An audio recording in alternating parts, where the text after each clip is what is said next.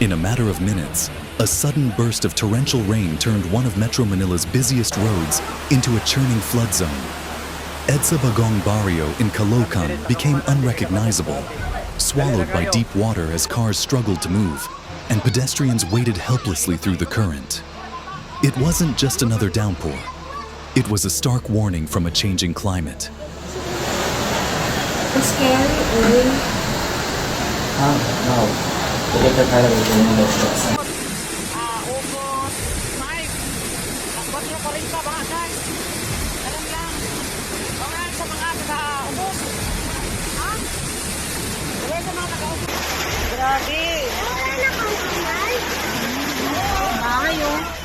According to the World Meteorological Organization, the intensity and frequency of extreme rainfall events like this have surged globally, with Southeast Asia among the hardest hit.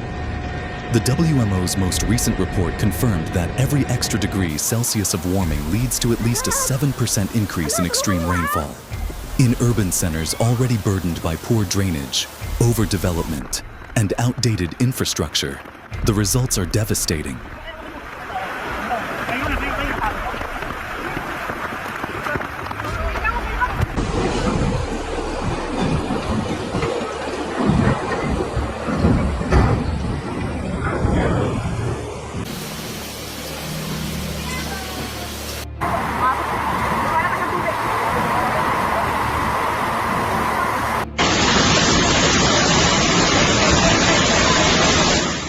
For residents living near the roadside, the flood wasn't just an inconvenience, it was a crisis.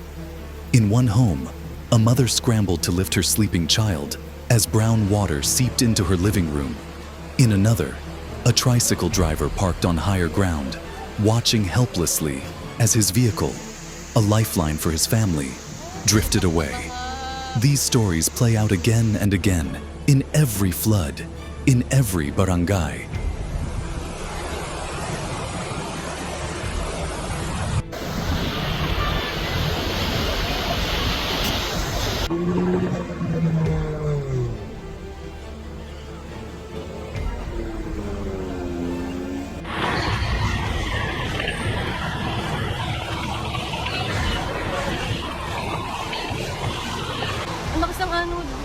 The United Nations Office for Disaster Risk Reduction, UNDRR, has warned that the Philippines ranks among the most disaster-prone countries in the world, with urban flooding becoming increasingly dangerous.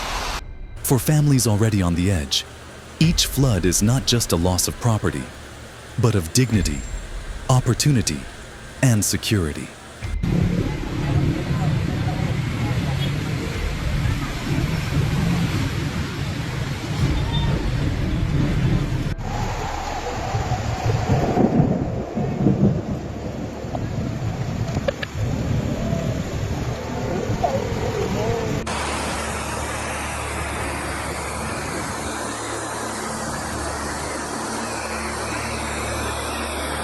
The city simply cannot cope.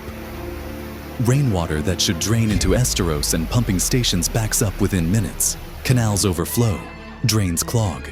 In many neighborhoods, it's not just rainwater, but garbage-laced sludge that fills the streets.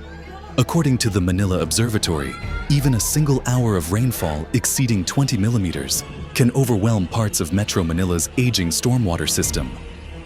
But this event dropped far more in less than half that time.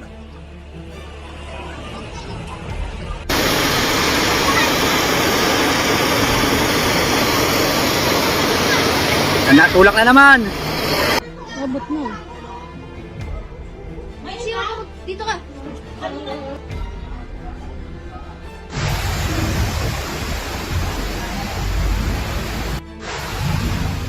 The Philippine Atmospheric, Geophysical and Astronomical Services Administration, PAGASA, has repeatedly stated that climate change is altering local rainfall patterns, making once rare deluges more common.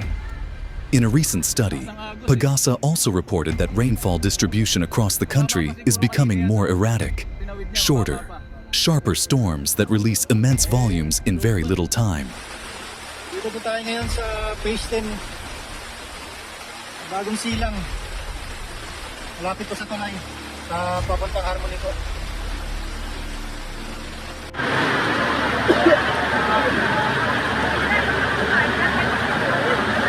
Ate, kaya nyo? Ate, kaya nyo yan?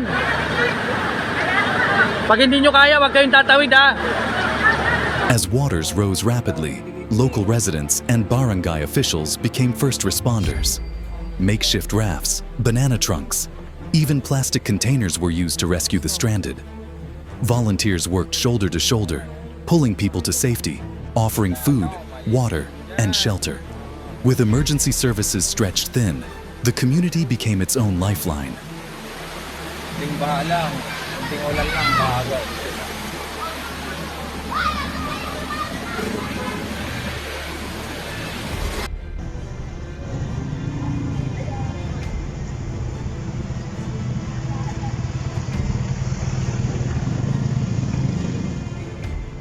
Still, such grassroots heroism can't substitute for preparedness. A report from the Philippine Institute for Development Studies emphasized the urgent need for localized, community-based disaster preparedness programs. Many barangays remain ill-equipped, lacking rescue boats, emergency medical kits, or even basic flood warning systems. Exactly 5:20 AM mga idol, yung magdamag na lakas ng buhos ng ulan. Ito na yung EDSA ngayon. EDSA Pasay Rotonda.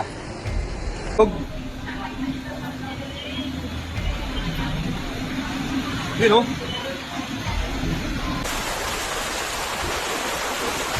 Caloocan's transformation from busy avenue to waterlogged battleground is a stark symbol of the broader crisis unfolding across the country.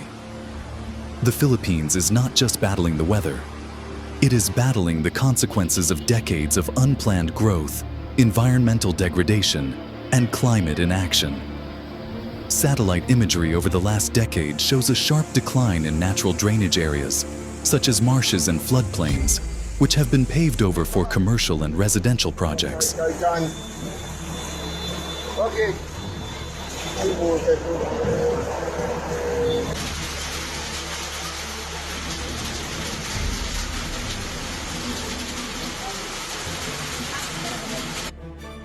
Adding to the problem is land subsidence, caused in part by excessive groundwater extraction.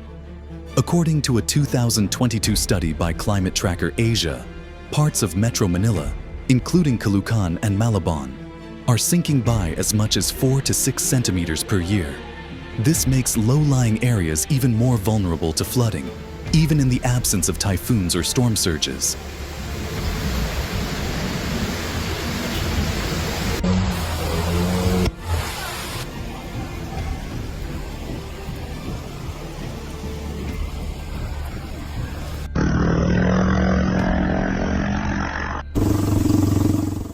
What's happening in Caloocan is part of a much bigger pattern.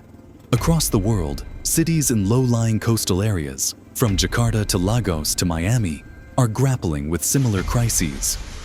The United Nations Intergovernmental Panel on Climate Change, IPCC, has warned that without rapid reductions in emissions, the number of people exposed to urban flooding will more than double by 2050.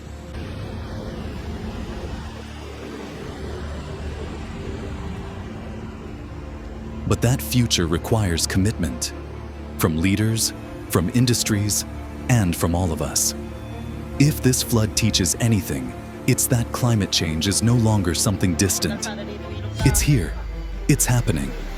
And unless we change course, the waters will keep rising.